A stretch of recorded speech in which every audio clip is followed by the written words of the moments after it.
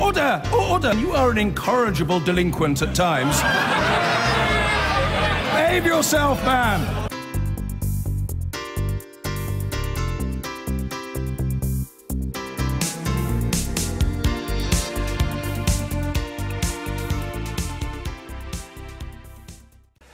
We're 4 days short of the first anniversary of the Brexit referendum. A lot has happened in that time, except any Brexit negotiations until today. We invoked Article 50 at the end of March, so we know exactly when the talks end and when we're due to leave the EU. And here it is. We can give our countdown clock a quick reappearance. 648 days to go, and hours and seconds and stuff. It's very Sky News, that kind of thing. But it does make the point that a lot of work has to be done in relatively short time.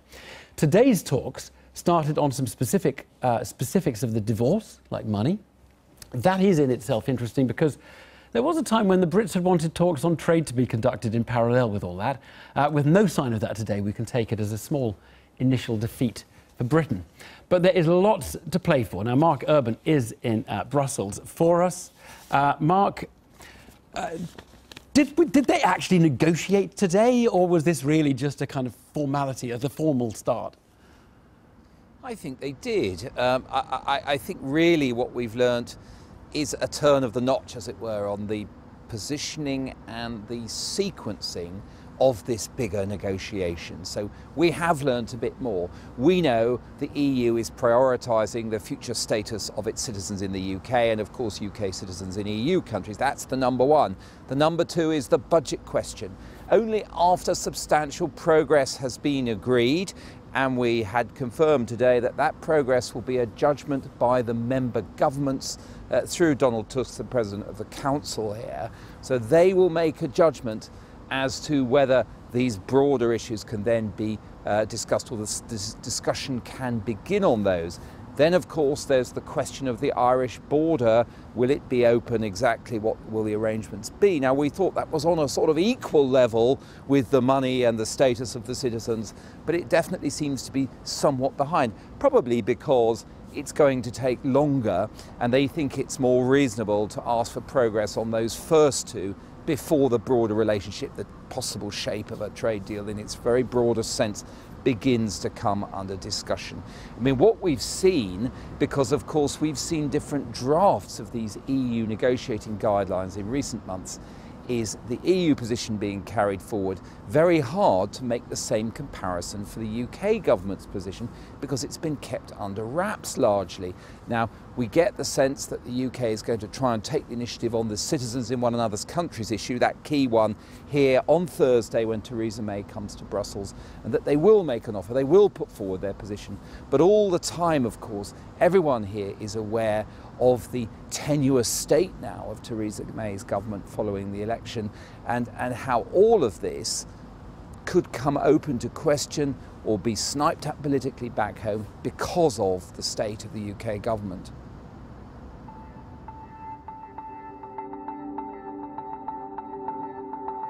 There are diplomatic arguments for secrecy, but here they've been trumped by politics. Today's EU watchword is transparency. That means, among other things, being clear about your negotiating priority and how they've been affected by the recent UK election. A fair deal is possible, and far better than no deal. That is what I say to David today. That is why we will work all the time with the UK and never against the UK. And here in the institutions of EU power, the loss of Theresa May's majority has awakened fears that a complete failure to reach agreement is looking more likely, with everything that might involve. Sophie is a senior Brexit negotiator for the European Parliament. I know that some people claim that, no deal is better than a bad deal, and that sounds really, tough. But if you think of the consequences, what no deal would mean, I mean, legally speaking, it would be crystal clear. From, midnight, the 29th of March 2019, Britain is no longer a member. From one moment to the next, there will be chaos. No deal means chaos. Brussels is notoriously leaky, And that's another reason to emphasise transparency. With the European Parliament as well as 27 governments being updated regularly, nothing will stay secret for long. But some here see risks in that also. It can also backfire in the sense that it can lead to a lot of posturing from many sides, and well, that posturing may sour the atmosphere in a way that makes a deal more difficult. Theresa May, she has been dramatically weakened by the election, but I would advise to the EU27 not to try to take too much advantage of that, because again, that may backfire.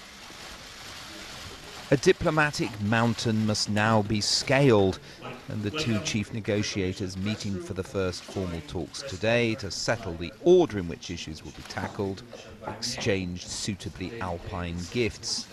Today it's clear the sequencing is very much the way the EU wanted it, which inevitably brought questions for David Davis. It's not when it starts, it's how it finishes that matter. The UK has been crystal clear about our approach to the negotiations. The withdrawal process cannot be concluded without the future relationship also being taken into account. Nothing is agreed until everything is agreed.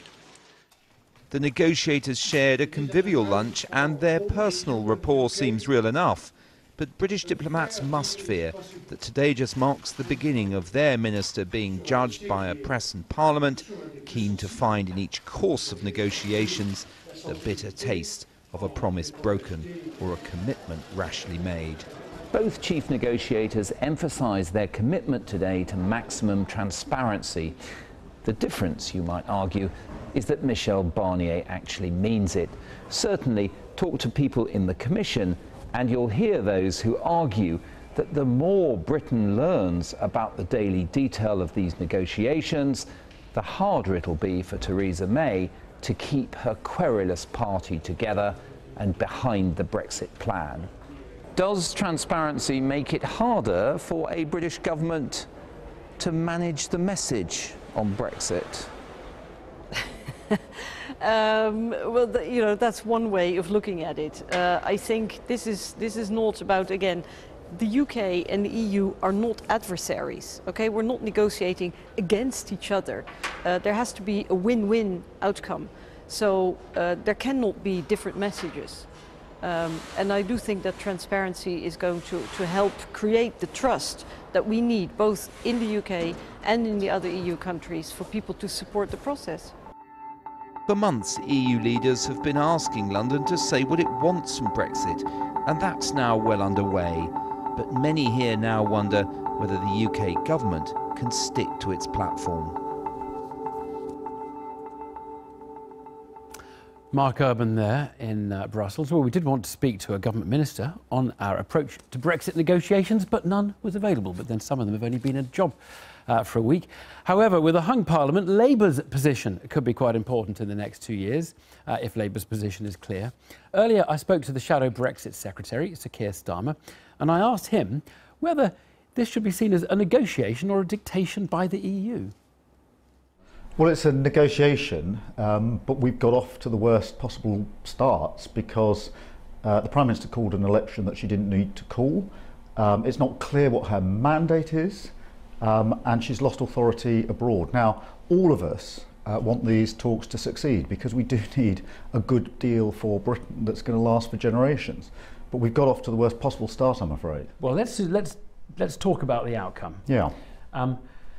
Customs Union. You've been a little equivocal on the Customs Union, but I think if I reduce your position to the clearest and what I think would make sense from your point of view is you would start out by saying, yes, let's go into the Customs Union if they'll have us, even if that means we can't make free trade deals with other countries independently. Well, let me try and answer that, but it is important to focus on the outcomes and not the model. And that's really important because we're starting negotiations and the question that's before everybody is, what is it that you want to achieve through this? What's the outcome that you want? And the vehicle or the model is secondary to that. And we've been clear that it's tariff-free access to the single market, it's no new customs impediments, and it's something that works for services. And but interestingly, that is the thing that everybody agrees on. So that's not interesting.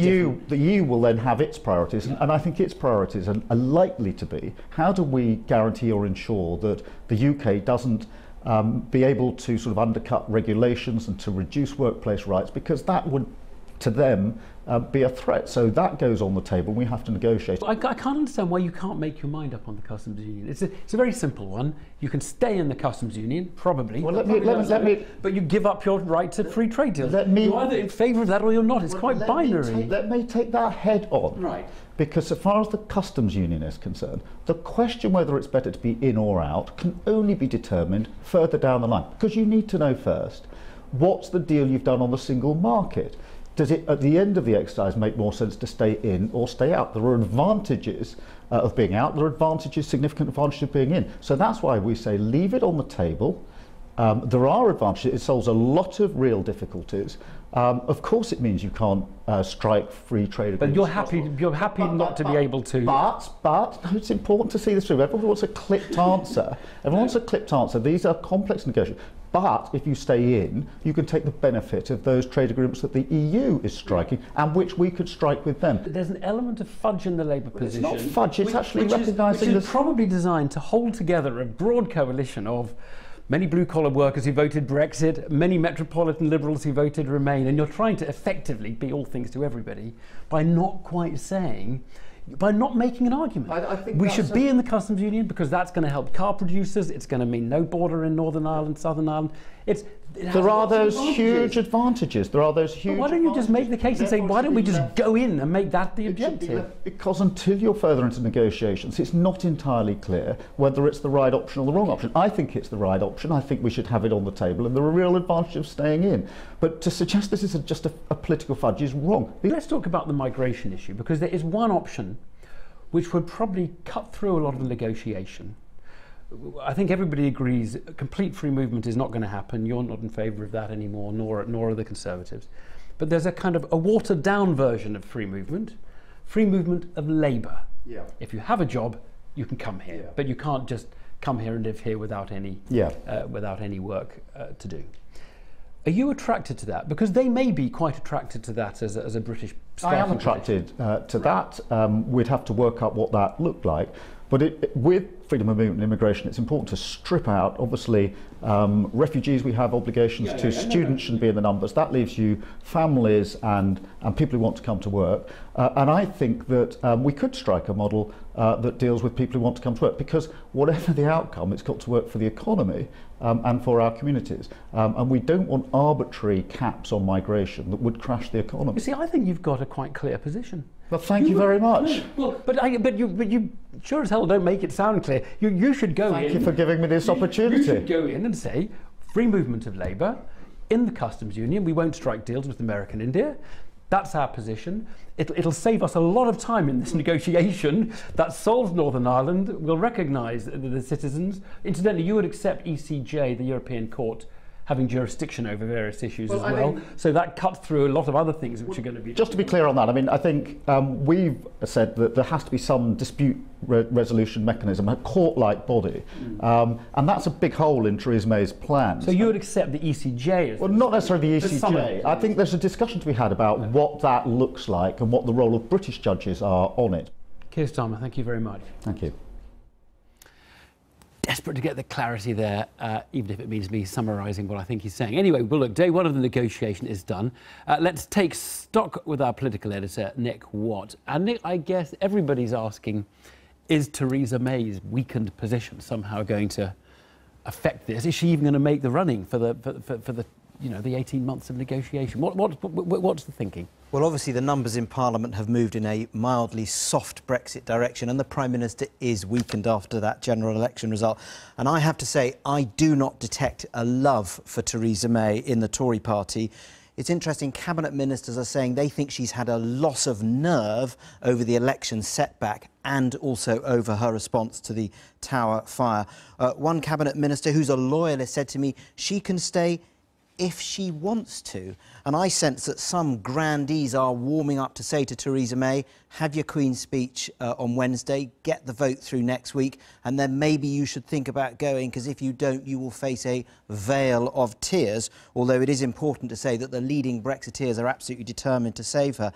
And interestingly, the Prime Minister is sort of responding to these concerns. I'm told that, intriguingly, she's been distancing herself from her controversial former Joint Chiefs of Staff, Nick Timothy and Fiona Hill, who were criticised for being uncollegiate. And I'm told that she's been saying to ministers that she didn't know the extent of their activities that alienated so many people. But as for how long she wants to stay, I am told that she believes it's her duty to stay, and her definitive view is she wants to stay for the entirety of the Article 50 talks, which means at least, as you were saying earlier with that clock there, until the end of March 2019. Nick, thanks.